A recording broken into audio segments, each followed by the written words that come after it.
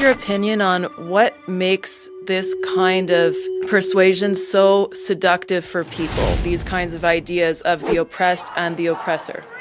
Well, it's a very neat and tidy framework of looking at a complex world. If you can divide everyone into oppressed versus oppressor, good versus bad, it's easy to associate yourself with the righteous side, claim to be on the good side, and then once you've done that, everyone else is on the wrong side, the bad side. That's a dichotomy for looking at the world that sorts things that are otherwise very nuanced and complex into two easy buckets. That's certainly appealing in the way that this rhetoric is offered. And it's the same thing that why the rhetoric behind socialism and communism always attract a following, eventually, at least among people that are not giving too much attention to them, but are listening to the promises. Because not only does this framework divide the world into good versus evil, it also promises outcomes that advance the claimed good. I'll tell you a secret. Most people don't really know what capitalism is. Most people don't even know what socialism is. But most people are not capitalists because they don't have capitalist money. They're not billionaires. Do you think people should die because they can't afford insulin? Do you think that fossil fuel CEO should decide whether the planet gets set on fire?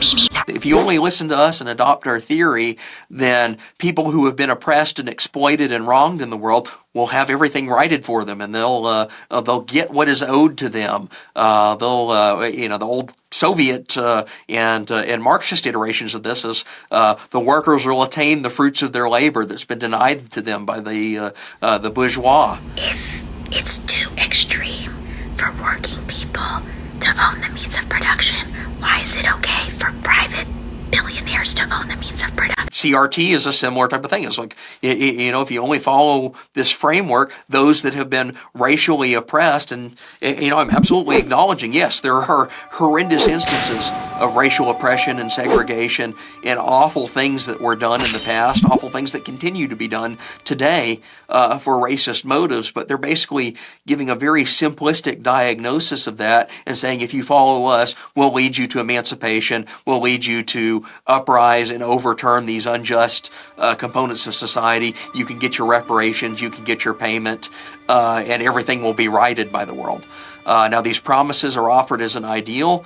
The reality in practice is most of these ideologies descend very rapidly into totalitarian tools and mechanisms, into petty tyrannies of just raw government force whenever they achieve power. That's the history of 20th century communism, is every movement that came along and said, well, we're going to do it right this time, within a couple of years, if not months, has descended into a genocidal dictatorship that is enforcing what it claims to be right at the point of a gun or a bayonet.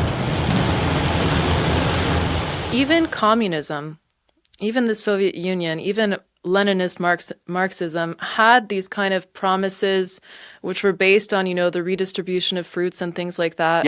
Yeah. As bizarre as it may seem, and I've read this from a couple of people, including René Girard. Yeah. Even communism was humanistic in a sense. It had these ideals of we're going to redistribute everything equally among everybody and everybody will be equal. But here, coming from the far left now and also coming from Hamas or those kinds of regimes which are very different than Western regimes. Yeah. I wouldn't say that they're humanistic regimes. What are the promises being made for decolonization? Is there anything but destruction and nihilism?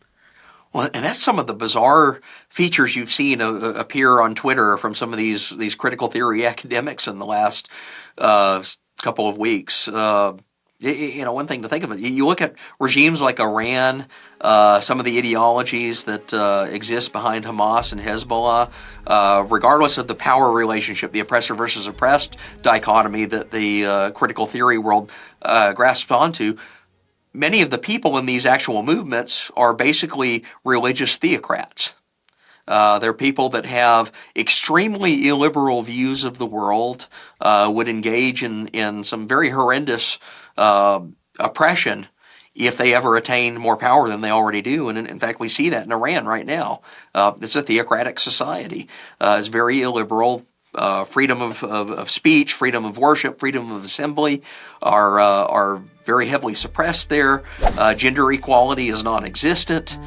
These are extremely illiberal regimes, but nonetheless they're also claiming to be historical victims of oppression. Well, what does this do when you're back in the critical theory framework when everything is only oppressor versus oppressed? If the critical theory world has identified some of these regimes as the oppressed and therefore sympathized with them, it subordinated its own other professed concerns about what we call liberal values to propping up what ends up being basically a very, very illiberal society, and they seem to be okay with that. It's been very mind-blowing to watch this all play out and to watch the reaction from the far left, from academic institutions, from student groups, from CRT professors and the like. But do you think that there's any silver lining to all of this being exposed? Like, for example, I thought it's going to be the end of woke, but that's not what's happened. But are there silver linings? Well, the silver lining I think we already see is afoot. Donors are revolting against academia. Major funders that had basically just written a check every year to their alma mater because they thought it was advancing scientific knowledge, advancing a well-educated society, advancing the football team, whatever motive they gave to for their donations. Now that's out the window because they see that these are basically just employment systems for radical left-wing activists, jobs programs for radical left-wing activists. I think you'll also start to see some of the scrutiny that's coming out of public budgets. The taxpayers are now awoken in their own way to see what is happening on colleges' campuses. You know, they saw the Great Awakening, which is something that I talk about in the article that you can measure from the mid-2010s to the present, this very sharp leftward drift. Well, taxpayers are now seeing that, and they're saying, we don't necessarily want our tax dollars going to funding just crazy left activism. This isn't the purpose of higher education. This isn't why we bought into the university system and decided to publicly fund it in the first place. The reason most voters want to give funding to universities is because it advances scientific knowledge and it makes education accessible to their children and grandchildren, and it provides spillover effects to the public. When all universities are doing is far left activism, that's not a spillover that most of the public wants to have. It's actually a negative spillover.